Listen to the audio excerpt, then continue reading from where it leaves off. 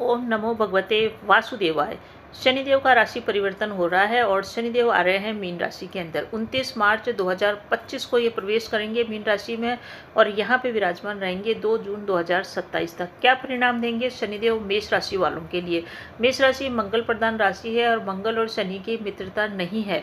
शनिदेव न्याय के कारक है, कर्म के कारक है, जॉब के कारक है। आपकी कुंडली को अगर देखा जाए मेष राशि वालों की कुंडली को, तो मेष राशि वालों की कुंडली के अंदर 12वें घर में शनिदेव आ रहे हैं और 12वां घर होता है हमारे खर्चों का, हमारे विदेश यात्रा का, एक्सपोर्ट इंपोर्ट का, बेडरूम का, जेल का भी यही घर है। साथ ही साथ जितने भी एक्सपोर्ट इंपोर्ट और विदेश से संबंधित काम है उनका ये घर है।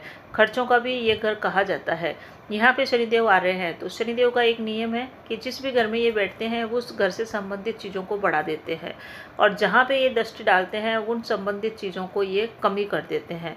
तो मेष राशि वालों के लिए अगर एक लाइन में शनिदेव के गोचर का फल बोला जाए तो विदेश से आपको लाभ होएगा और आपके खर्चे इस समय बड़े चढ़े रहेंगे। खर्चों पर नियंत्रण करने का एक रामबाण उपाय बताऊंगी जो बहुत ही प्रैक्टिकल होएगा, पूजा पाठ से रिलेटेड नहीं है।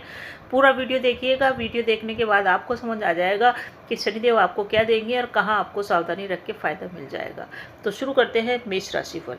लग्न और राशि दोनों के हिसाब से आप देख सकते हैं। अब ये शनिदेव आपके आ रहे हैं 12वें घर में। ये आपकी बाईं आंख का भी घर है। यहाँ पे शनिदेव उपस्थित हो रहे हैं और आपकी कुंडली के अंदर शनिदेव मालिक किस घर के बनते हैं? 10वें घर के और 11वें घर के मालिक बनते हैं।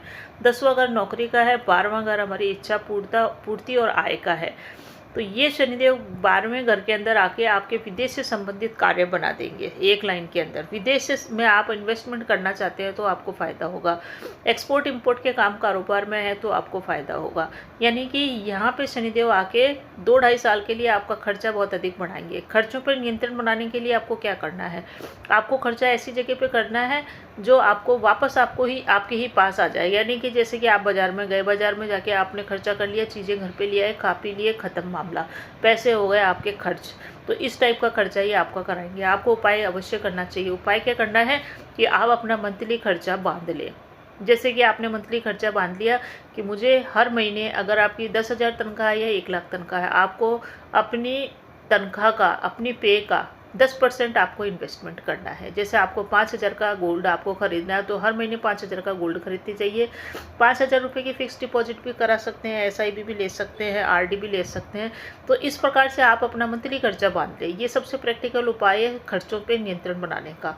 तो शनिदेव जब भी 12वें घर में आए तो खर्चा जरूर कराते हैं, तो वो खर्चा आपका सही जगह हो जाए। यानी कि पैसा ऐसी जगह लगे जो आपके हाथ से भी निकल जाए और इन्वेस्टमेंट भी हो जाए। तो फिक्स्ड डिपॉजिट भी करा सकते हैं, हर महीने गोल्ड भी खरीद सकते हैं, सिल्वर भी खरीद सकते हैं।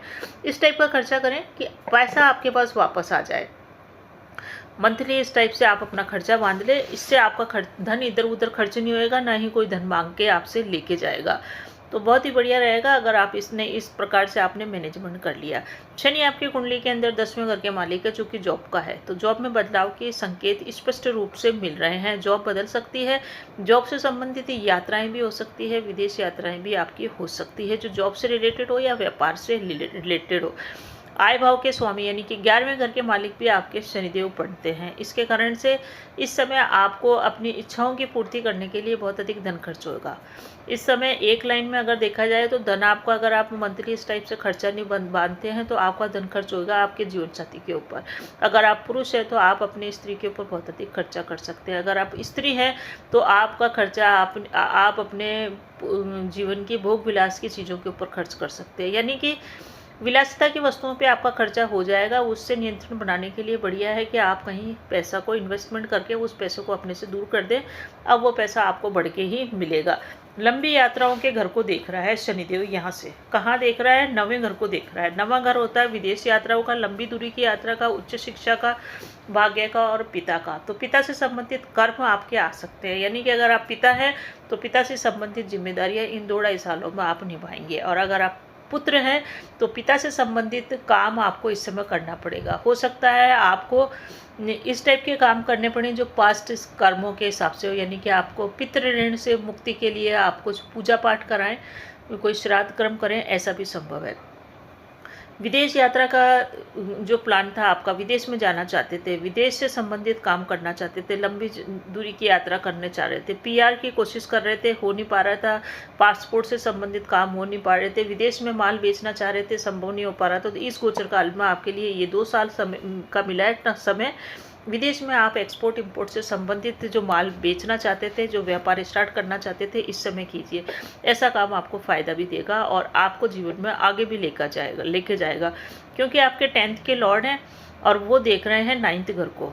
तो ये आपका विदेश से संबंधित काम हो सकता है। तो कारोबार में पैसा इन्वेस्टमेंट भी आप इस समय कर सकते हैं, क्योंकि जो 12वां घर है वो इन्वेस्टमेंट का भी होता है। यहाँ पे आप इन्वेस्टमेंट करें कहाँ पे, विदेश से संबंधित चीज़ों पे आप खर्चा कर दें। यानी कि विदेशी व्यापार में अगर आप पैसा लगाना चाहते थे, एक्सपोर्ट इंपोर्ट के काम कारोबार को पैसा लगा करके एक्सपेंड करना चाहते थे, तो उसके लिए ये समय अच्छा है। इस प्रकार का विदेश से संबंधित कार्यों को आप विस्तार कर सकते हैं। जो लोग विदेशी एजुकेशन के लिए जाना चाहते हैं, उनका भी विदेशी एजुकेशन के अंदर खर्चा हो सकता है। ये समय जीवन साथी के लिए भी शुभ है। अगर आप विवाहित हैं, शादी हो चुकी है आपका, तो जीवन साथी के लिए शुभ है। शादी के लिए नहीं बोला जा रहा है, शादी जिनकी हो चुकी है उनके जीवन साथी के लिए सुखद समय है। अगर आपके रिश्ते खराब थे जीवन साथी के साथ, तो उस रिश्तों में पूर्ण रूप से सुधार तो नहीं होएगा, परंतु इम्प्रूवमेंट अच्छा हो जाएगा इस समय। यानी कि कुछ काम बन सकते हैं इस समय।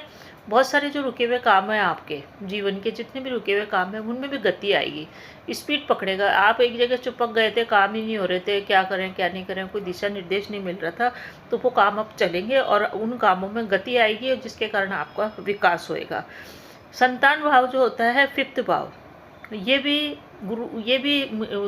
सूर्य की राशि है। और यहाँ पे देखा जाए तो संतान से संबंधित कार्यों में आप गर्भधारण से संबंधित प्रक्रिया की ओर जा रहे हैं, तो थोड़ा सा समझ जाएं। नेटल चार्ट के अंदर आपकी जन्म कुंडली के अंदर शनि और सूर्य एक संग है, तो आपको बहुत ध्यान रखना पड़ेगा अपनी संतान का। और अगर आपके बच्चे छोटे हैं या युवावस्था के अंदर है, तो भी आपको संतान का ध्यान रखना पड़ेगा। संतान को आपको टाइम देना पड़ेगा। आपको खुद को भी खुले स्थानों की ओर यात्रा करनी चाहिए, धार्मिक स्थानों की यात्रा करनी चाहिए। इससे आपका मानसिक तनाव कम होएगा, क्योंकि 12वां घर है वो नींद का भी घर कहलाता है, बेडरूम का भी घर कहलाता है। तो इस समय आपको अपने थोड़ा सा स्वास्थ्य का ध्यान रखना पड़ेगा। यात्राएं भी आप इस समय करेंगे। विदेश में रहकर आप रहना चाहते थे आप, या विदेश में जो रह रहे हैं पहले से ही विदेश में सेटल हो चुके हैं, उनके लिए ये गोचर बढ़िया रहेगा। उनके लिए कोई दिक्कत नहीं है। जो विदेश में रह रहे हैं, अपने जन्मभूमि से काफ़ी दूर हैं, उन लोगों का काम कारोबार बहुत अच्छा चलेगा। एक चीज़ और है कि शनिदेव की जो 12वें घर में बैठे हुए हैं, यहाँ से इनकी दृष्टि पड़ रही है सीधी दूसरे घर पे। तीसरी दृष्टि जो शनि की होती है बहुत ही खास होती है। तीसरी दृष्टि पड़ रही है दूसरे घर में। जो दूसरा घर है हमारे कुटुंब का है, प्रेतक संपत्ति का है, धन का है, वाणी का है, और हमारी सीधी आँख का भी है। तो प्रॉब्लम यहाँ पे आएगी। कहाँ पे आएगी प्रॉब्लम?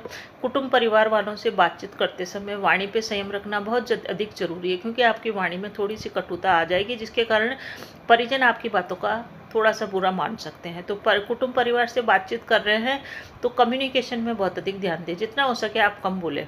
साथ ही साथ इस समय अपनी आंखों का भी ध्यान रखें। सीधी आंख और उल्टी आंख, दोनों आंखों का ध्यान रखें। आंखों में नज़र से संबंधित चश्मा नहीं है तो चश्मा चढ़ सकता है, या आंखों में कोई इन्फेक्शन हो जाए, ऐसी भी संभावना है। आपको अपने खान पान पर भी विशेष ध्यान रखना पड़ेगा। किसी भी प्रकार की ओवर ईटिंग से आपको बचना चाहिए। वाणी से संबंधित ध्यान रखना है, खान पान से संबंधित ध्यान रखना है। दांतों से संबंधित प्रॉब्लम है तो वहाँ भी आपको थोड़ा सा ध्यान रखना है।